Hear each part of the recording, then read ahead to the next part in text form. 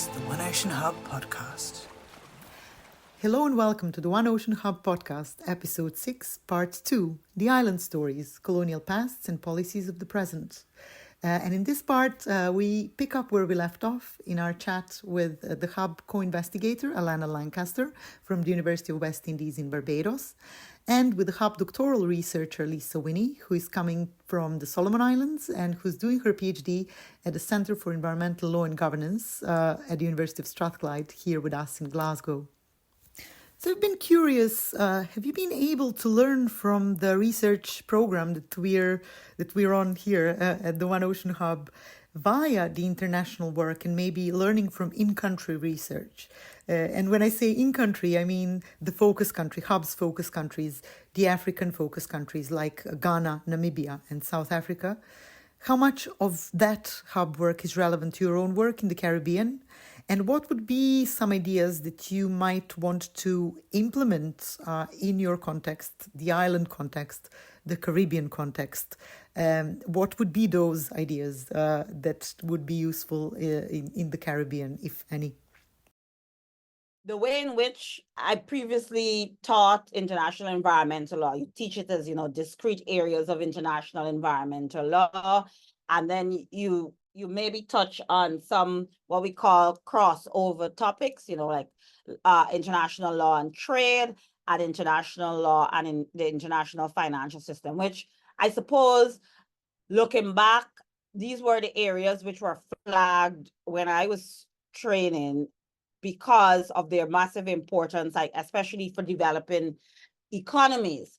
But even though, for example, I did human rights law and law of the sea in my training, you do learn the economic, social, and cultural rights. You learn that there's part 12 of the Law of the Sea Convention.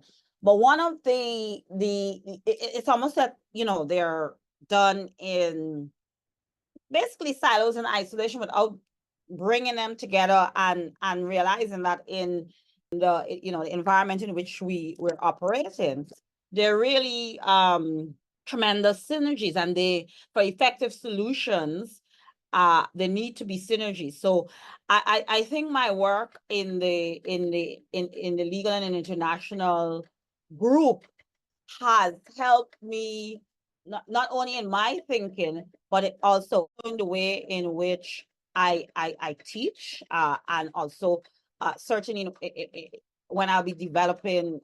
So one of the things I've been tasked with doing is developing a specialization addressing ocean governance and climate justice, for example.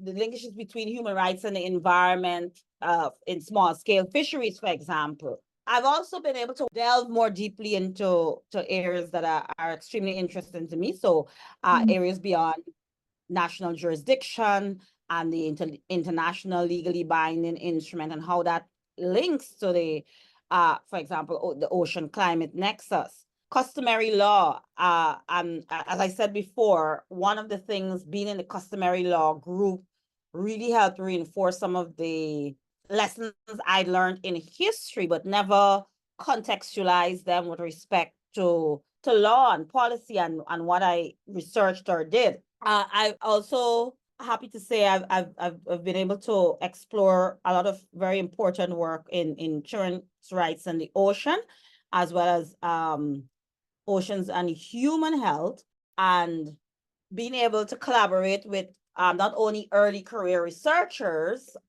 on transdisciplinarity in the ocean, but also both global North and global South researchers. And this is perhaps makes us closer to Lysa in some respects than it does some of my African colleagues, not some but not all, is that we are considered small island developing states. And that comes with its own inherent set of risk and considerations.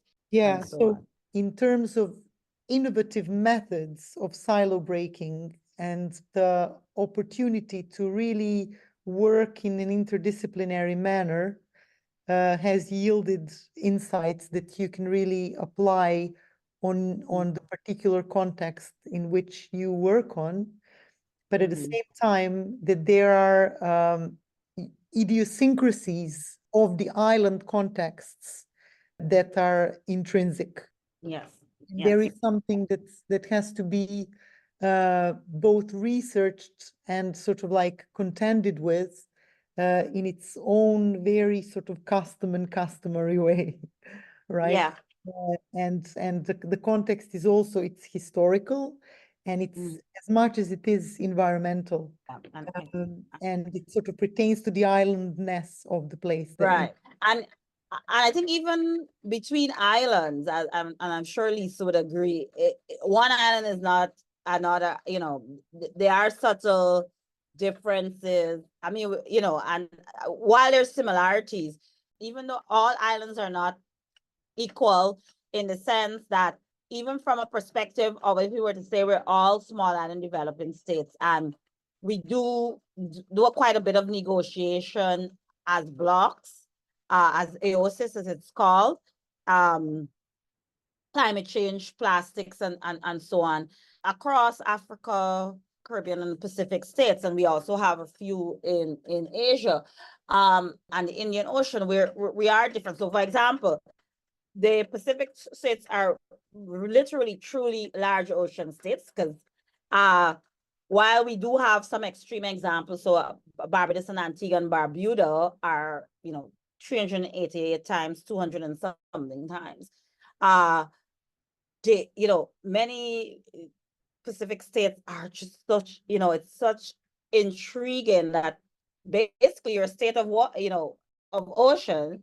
One of the things I think ultimately I'm increasingly seeing is that the similarities. So I always knew about the Caribbean. We have similarities, but we have differences. But it's not only a Caribbean thing across the oceans and so.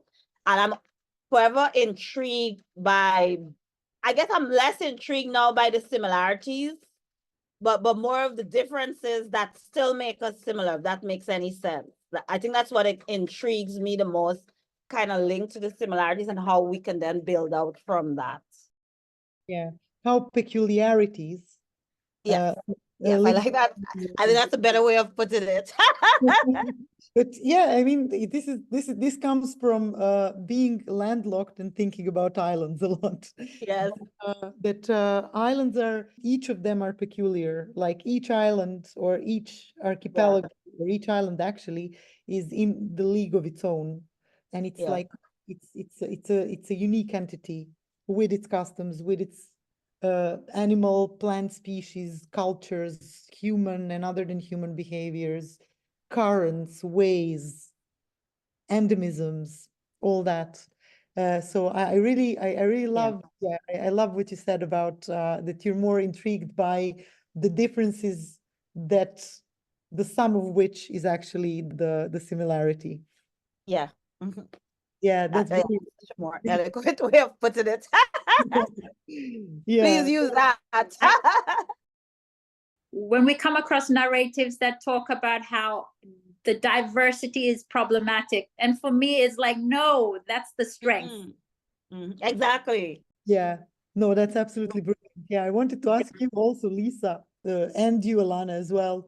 What is it about islandness or island life, or working with or researching on islands and with island communities that you covered, that people who don't come from this context don't know? What's a complete given to you? And what researchers or decision makers or these sort of like externally imposed forces, be it a science that's not accustomed to the custom, or just people who try to govern on a more global level, do not know, and somebody who hails from an island just knows it in their bones as a given, be them a researcher or just a local person. What do we feel now? I think it may be changing a bit now, but one of the things that I've always liked about, you know, as I began to travel through the Caribbean is this sense of, I don't, maybe community is the right way of saying it.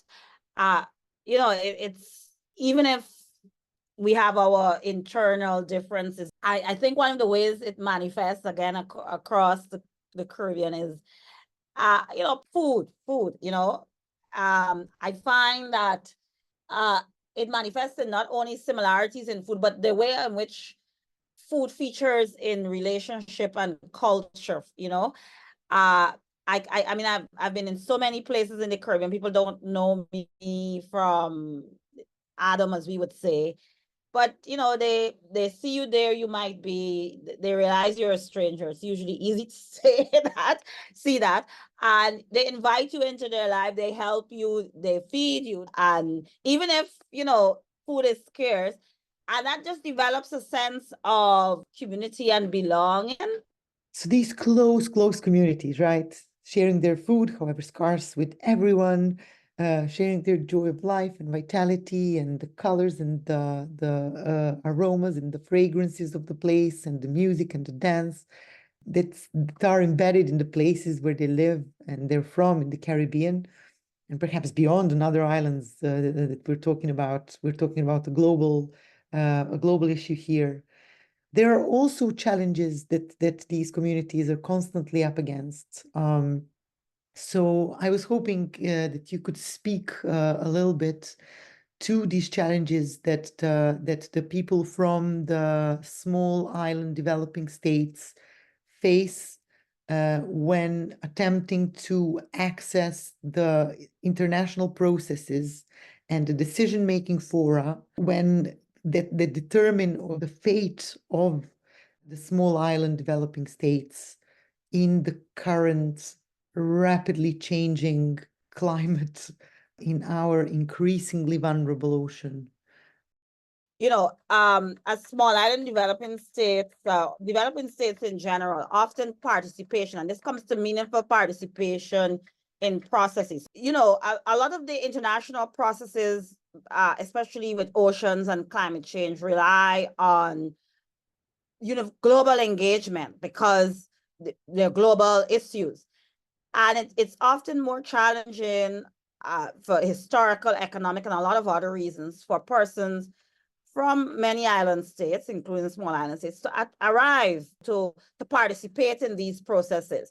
And I had a discussion about a month ago on this in relation, because I was given in order to attend the Ocean Decade Conference, for example, as someone from a small island state. And I told the person who was facilitating this that I really do think that they need to understand the context in which many persons or what it takes to attend these conferences, because there seems to be a disconnect. So saying, okay, you're going to support people from developing states or small island states really doesn't mean anything unless you actually ensure that they're effective mechanisms.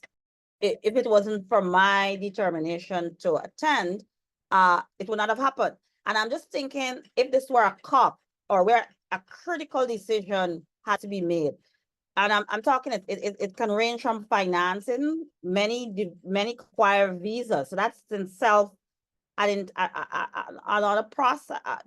These are things that if we really want to see globally engaged and meaningful governance of our oceans, climate change, biodiversity, we need to relook and reassess how we could make participation meaningful, because it's just not adequate anymore to say we're checking that box and we don't really care or not whether they arrive or not. We are at a stage where it needs to be meaningful and engaged participation. Yeah. I absolutely and wholeheartedly agree. I was there with you in Barcelona, and I was also helping many of our colleagues from Africa trying to apply for a visa, and before that, to even get registered for the conference, to even start the process of applying for a visa, as this was needed, a confirmation of the secured space at the conference was needed to be even considered for a Schengen visa, right? And then they go through a very, very, very expensive and lengthy process, risking to maybe even not get the visa at the end of it. And then obviously to be subjected to the European prices that are getting more and more preposterously unaffordable from the people traveling from the global south, and maybe particularly from the small island developing states. So yeah, I'm really glad that you flagged this up. So many obstacles to arrive and take part in the conversation about the ocean while being an islander. So profoundly intertwined and dependent on the ocean if you're an islander, yeah? And being vulnerable to the climate change effects of the ocean, being in the forefront of these vulnerabilities. And I think that this is something that is good to flag, that needs to be flagged, that has to be improved in the context of the UN Ocean Decade and beyond, in other discussion and decision-making ocean-related fora, for sure. And that needs to be improved in order to achieve a meaningful and impactful participation from the people from the global south and from the people of the small island states in earnest and in real life, right? And where it matters, as you said, and not just on paper. But that's also a segue to my question to Lysa, who has taken part in the plenary in Barcelona, and the plenary session where you shared some key messages that were absolutely crucial, super important, and brilliant, in my opinion. The session was, how can a healthy ocean improve human health and enhance well-being on a rapidly changing planet? And a lot of your contribution, Lysa, pertained to the local knowledge and the knowledge of local people. And there were other things that you flagged there. And I would just like you, if you can, to help us reminisce on what these messages were and what was the context. Yes, again, this is another Indigenous wisdom. I think for me, my lived experience, I've always seen how it's about balance. It's about ensuring that there's enough food. It's about ensuring that the water is clean. It is about ensuring that the air is safe. It's about having a clean environment for life to be sustained. And that has been how people are with their places. They ensure that the place is good enough for life to prevail. So I think that's something that we need to be, again, reminded that we ourselves have been destroying our planet. And it is time that we go back to the fundamental value of life, how we relate to other life around us, because that is a way of ensuring that not only the ocean is healthy, but it's reciprocal. It gives us a healthy support system as well. One thing I've noticed, this is reflecting after the Ocean Decade, is that I realized that in our communities, mental health is not an issue yet. And coming out into the world, I see it is a very big issue. And it is an issue we need to talk about, we need to address, and we need to look to our Indigenous communities for the solutions, because they have recognized it centuries ago that the environment needs to be healthy in order for life to prevail. Let me check if I'm getting this right. You're saying that these problems that definitely plague the current neoliberal capitalist quote unquote mainland world, right? The West, the global North, what have you. The problems such as the life of disconnect from our surroundings, from our environment, while we're wondering how come everything and everyone is ridden by mental health and spiritual problems. You're saying that these problems have not yet arrived to the Solomons? Or is it that they're looming, but they're not yet recognized as mental health problems?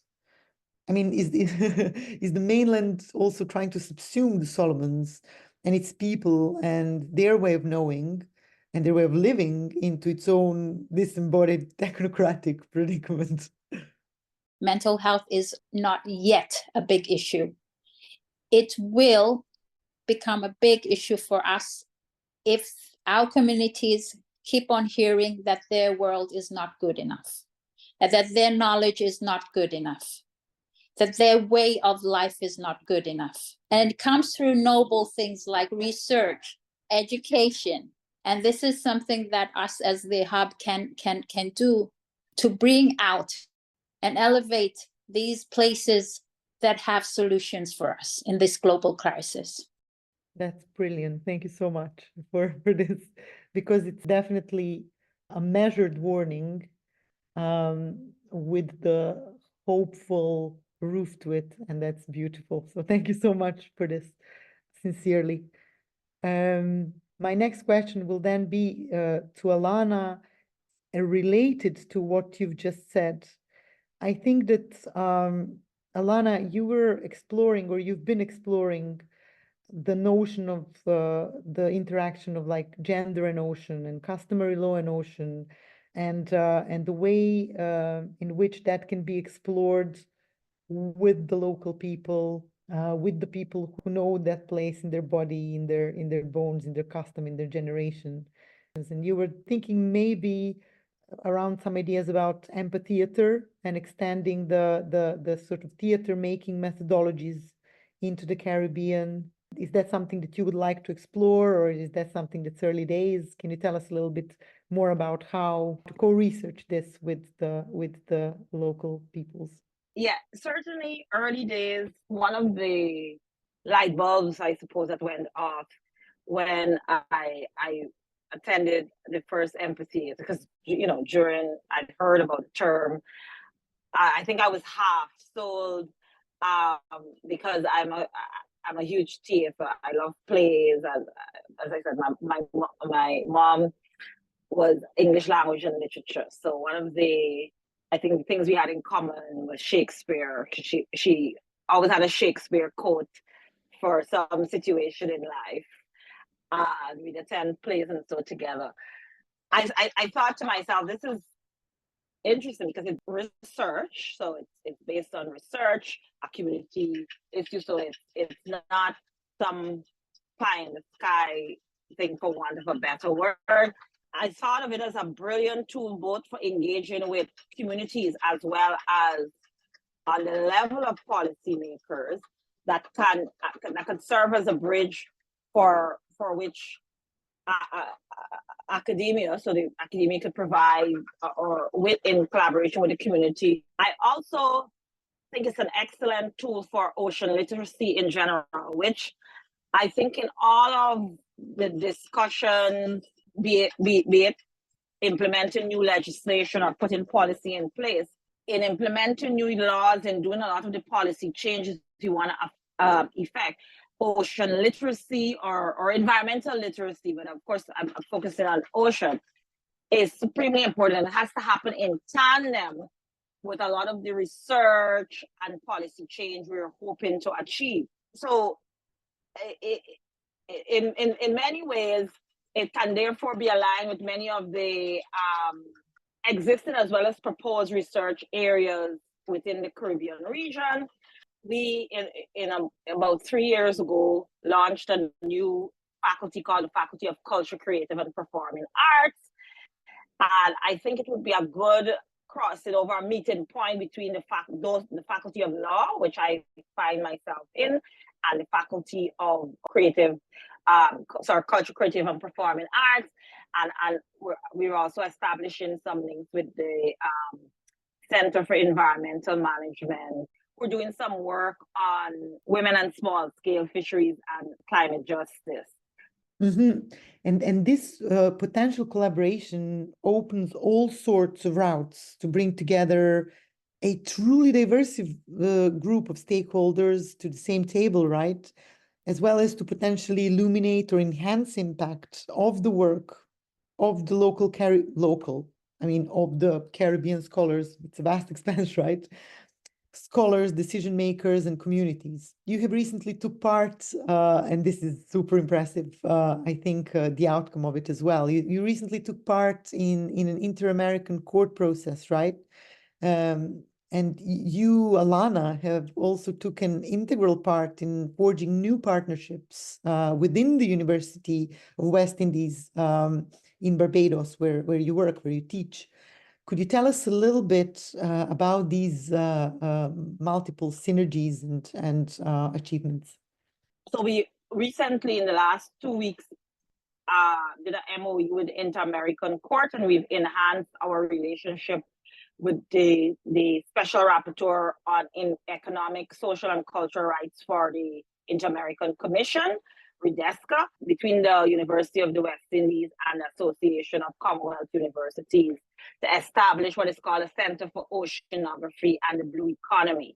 So there are many synergies potentially within both the UE system, the wider Caribbean region, as well as the neighboring Latin American region, that I see that this can connect.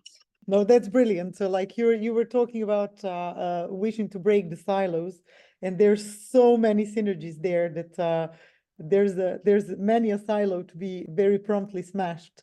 I will definitely watch that space, and we all will follow the further connections that you're about to make.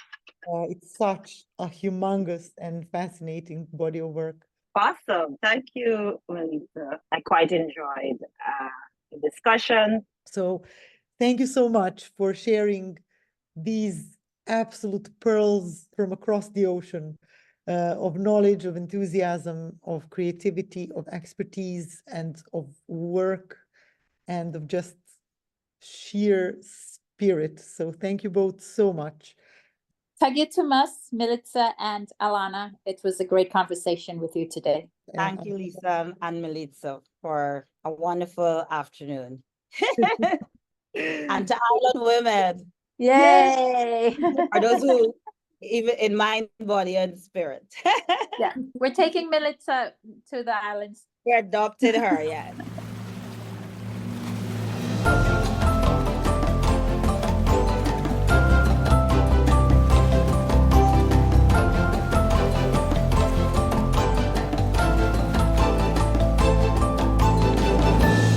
This is the One Ocean Hub podcast.